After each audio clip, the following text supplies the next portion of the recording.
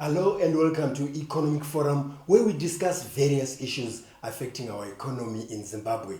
These can be issues to do with manufacturing, with advertising, education, health, and provincial economies. We bring all these issues and discuss them here to see how they impact on our economy. And today we are going to be talking about the legal side of mining with regards to regulation and other legal issues. My name is John Masuku. On the 26th of June 2025, the government of Zimbabwe gazetted the Mines and Minerals Amendment Bill, which will replace the existing act. This bill aims to align Zimbabwe's mining sector with the constitution, modern governance principles, environmental standards, and international best practices. The bill impacts mining communities, investors, traditional leaders, civil society, and policymakers, covering areas like licensing, community benefits, small-scale mining, environmental protection, and revenue transparency. And to help us discuss all these issues, especially about the legal aspects and this bill which has been tabled, we have invited Obed Bore, who is a legal expert in the area of mining, to unpack the bill as well as see how the public is responding to it. Welcome, Obed.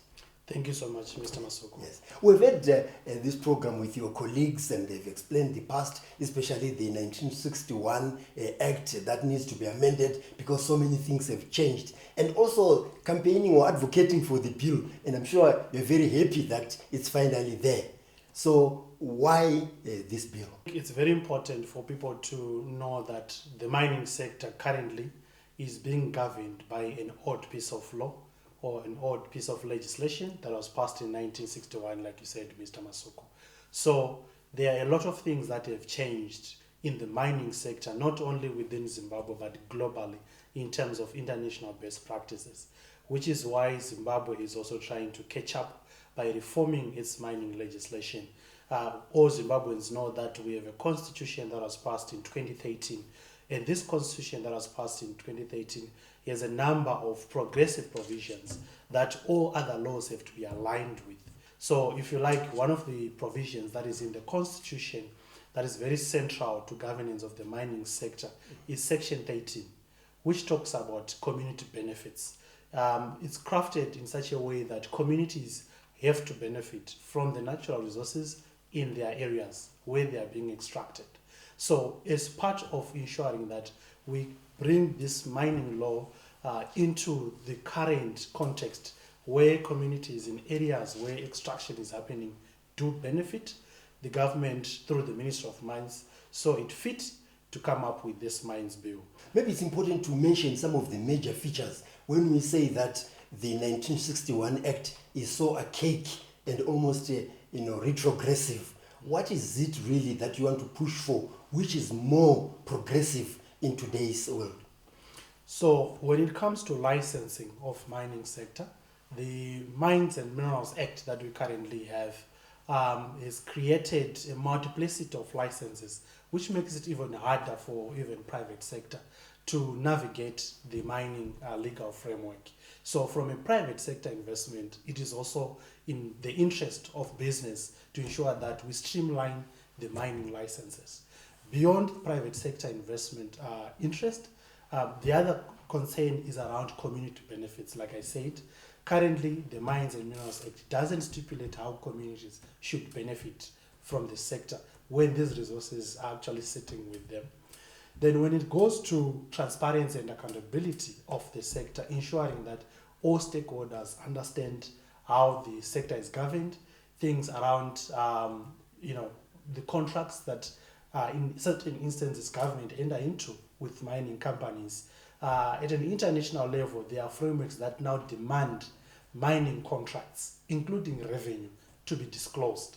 So what that means is that if government has entered into a contract with a foreign company for purpose of extraction of a particular mineral, under those frameworks like EITI, Extractives Industry Transparency Initiative, it requires those contracts to be disclosed. But our law currently doesn't require, which is why we also have to reform. Now, again, there's a concept of ESG that people have been hearing about, which simply means environmental social governance. It means that mining companies or any business that has an impact on the environment, which mining does, should address the impacts of the environment as a result of their business. They should also address social issues, particularly how mining, for instance, is impacting gender, social relations in communities. So those are some of the things that the bill has to address. Then beyond that, there is also administration of justice. So there are mining-related disputes that have to be handled by people that have got the expertise. Right now, most of the disputes are being handled by our normal court system, but in this current bill, they have introduced a provision for a specialized court, a mining court, that will deal with disputes as a result of maybe double allocation of licenses or any other dispute. So far, what's the reception like? Because you are taking the bill out into the communities and discussing it before it is promulgated into an act. What is the initial response like? The responses are quite different. It depends on which stakeholders that you are engaging with. So for communities, some of them, they feel that the bill doesn't necessarily address some of their major concerns when it comes to the question of benefiting. Of course, I think when you're talking about the community perception about the bill, it's also because a lot of our community, they need to be educated on what this bill is really saying and what it's not saying, right? So there are a number of progressive things that are in the bill that addresses one issue of community participation when it comes to the licensing. That if a company wants to mine in a particular area, they require consent from communities. So there is a provision that now requires companies to get what is known as a mining social corporate responsibility certificate, which is issued by an organization, be it a private voluntary organization, that can actually understand what are the community needs, cultural issues, etc.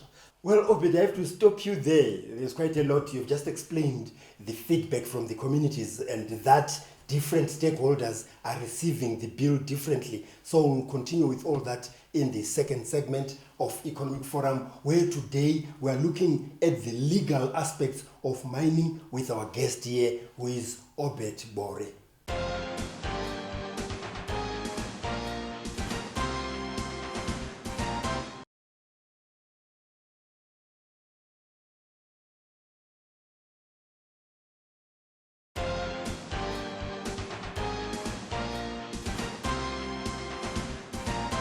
Today we are discussing the legal aspects of mining, especially with regards to the Mining Amendment Bill that was passed on in June.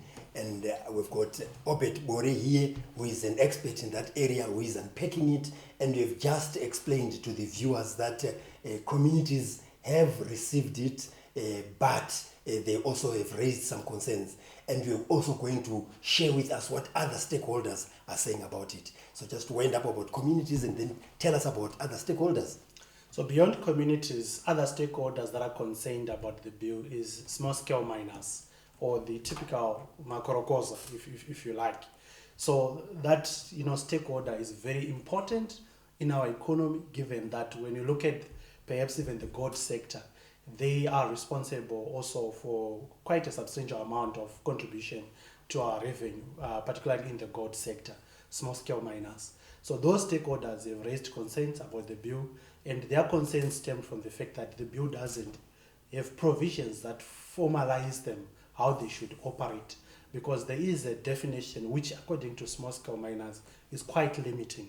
It defines, the bill defines small-scale miner as someone, a Zimbabwean, who is operating within, I think, not more than 40 hectares of 4 blocks of claim, and who doesn't employ not more than 50 people, and whose annual production of ore is around 1,200.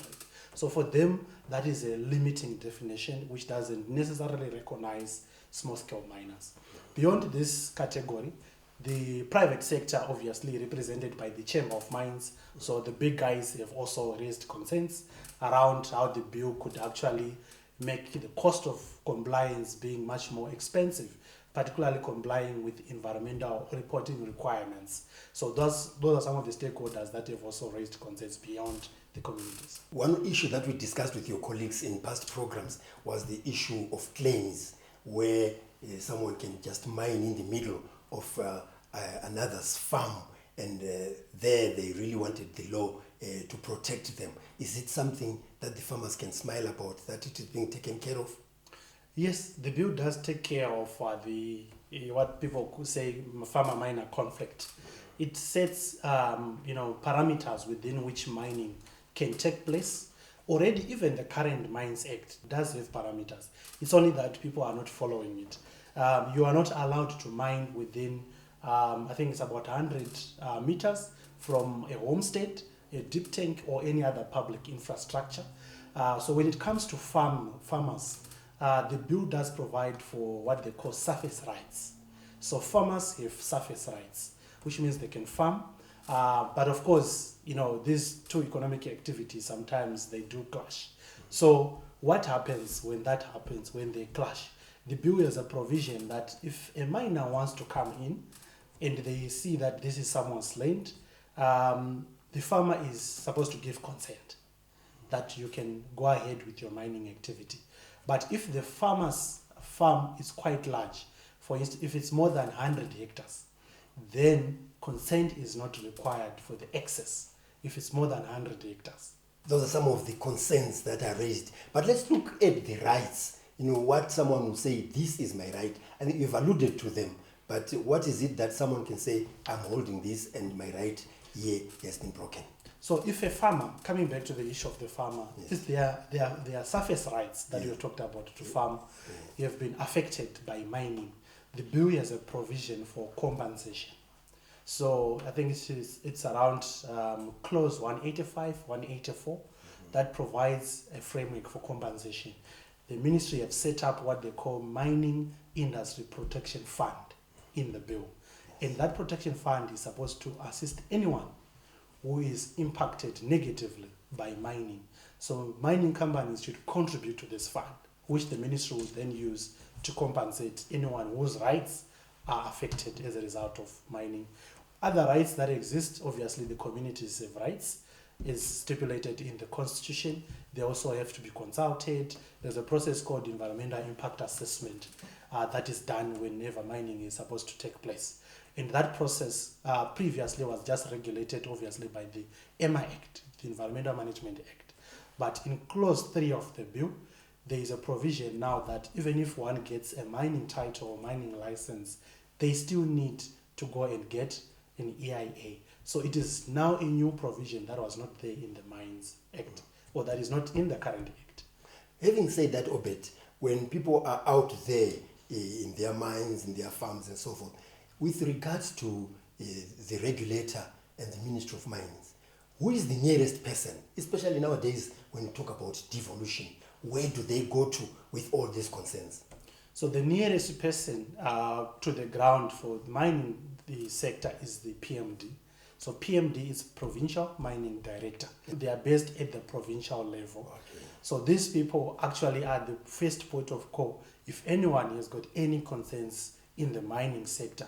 But of course, obviously, if someone is based at the provincial level, you would argue that the distance to get there from certain areas where the mining is actually happening might take time, because also sometimes the ministry doesn't have enough human capital to actually go down to the district level.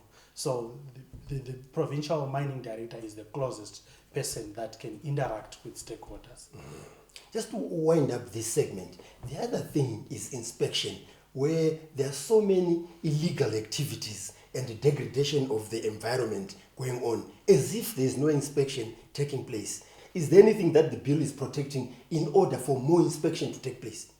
Yes, there is a provision that calls for pre-inspections before mining should take place. So assuming someone is coming in to mine for the first time, there are about, I think, 8 requirements that they have to be pre-inspected on, including environmental impact assessment, including compliance with ZIMRA requirements, compliance with the Rural District Council requirements. All these things are not in the current Act, they are in the bill, which they must be done annually. So at the end of the year, the miners have to declare and make a declaration to the ministry in terms of their compliance level with these pre-inspection requirements. And the mine manager is the person responsible for everything that happens in a mine, is the one that makes that oath that they are complying with these requirements. And obviously, if they make false declarations, it attracts penalties. The ministry also does regular visits to these mining sites to actually inspect. They don't do that alone, even with the Environmental Management Agency. That's Obed Bore. He's a legal expert in the field of mining, and we're discussing the Mining Amendment Bill. He's unpacking it and also giving us the views and feedback from different stakeholders. So join us in the third and final segment of Economic Forum.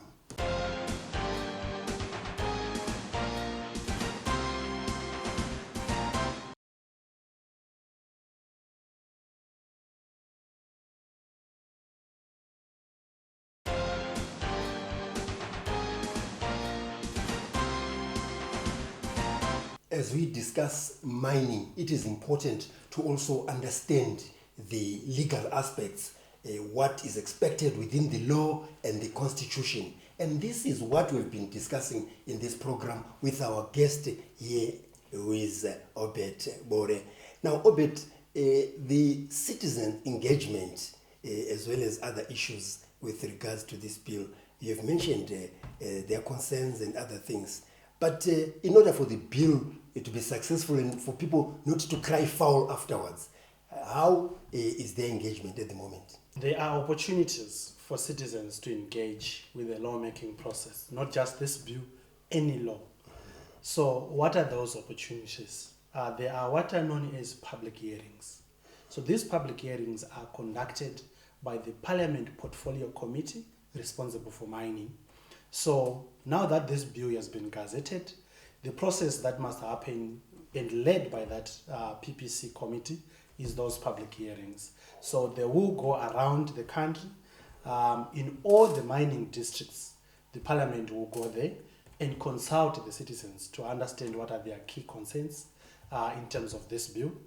Beyond interacting with the PPC committee when they do public hearings, citizens can also make written submissions to the Clerk of Parliament to say, we have a problem with this particular section or provision in the bill, can it be changed this way? So there is a number of opportunities. Then beyond these opportunities, citizens also engage with various organizations like Zelo and many other stakeholders in the mining sector whom they can approach and share their concerns with, which we can also address to the ministry as the bill is before Parliament. Mm-hmm.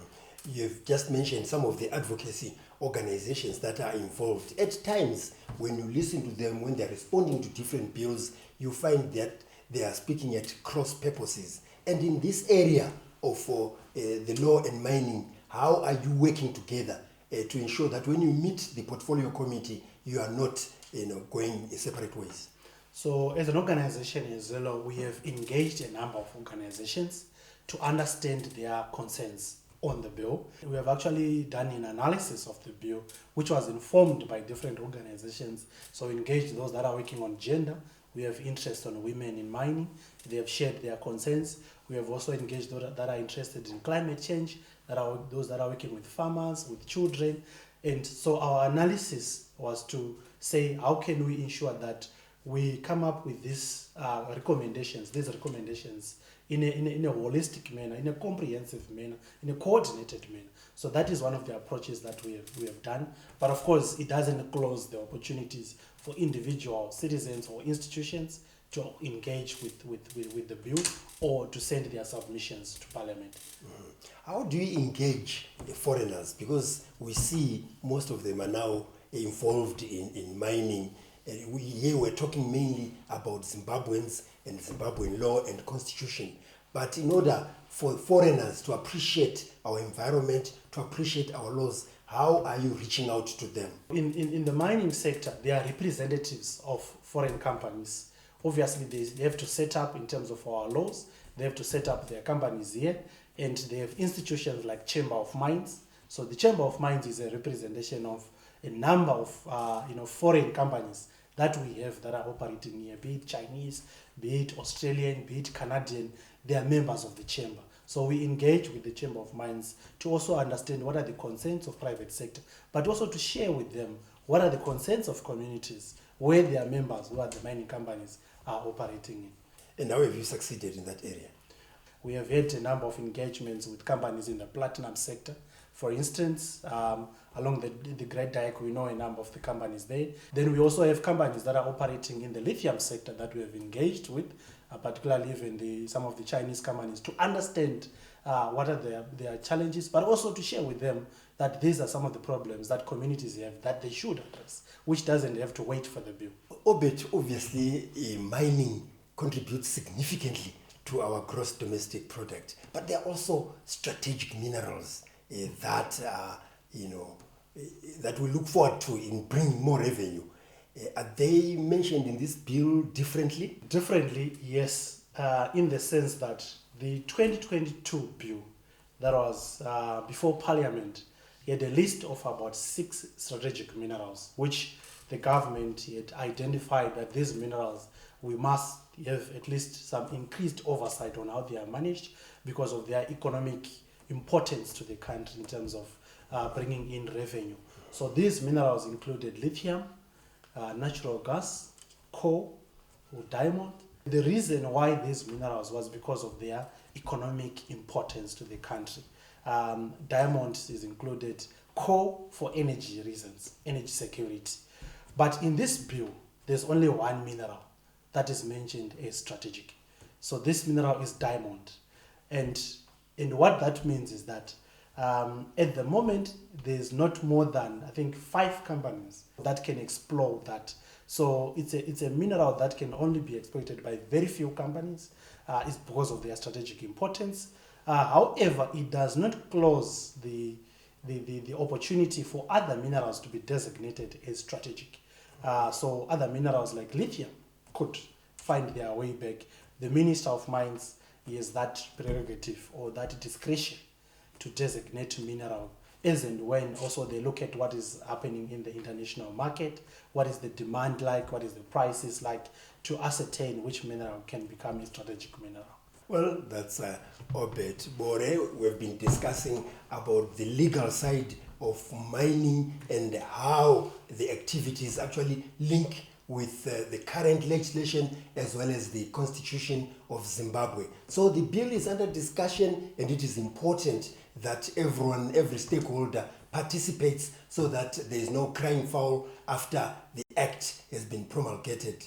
If you have any questions about mining and other issues that we discuss here on Economic Forum, you can send them to the numbers that are showing you on your screen. If you'd like to engage with us so that we bring in people like Obet here to give further information, you can do that on our social media platforms that again are showing on your screen. If you happen to have missed some of the episodes of Economic Forum, you can watch them on our YouTube channel, which is Economic Forum Zimbabwe. So on behalf of our guest, Obet Bore, who is a mining legal expert, and the Economic Forum production crew, this is John Masugu wishing you happy viewing.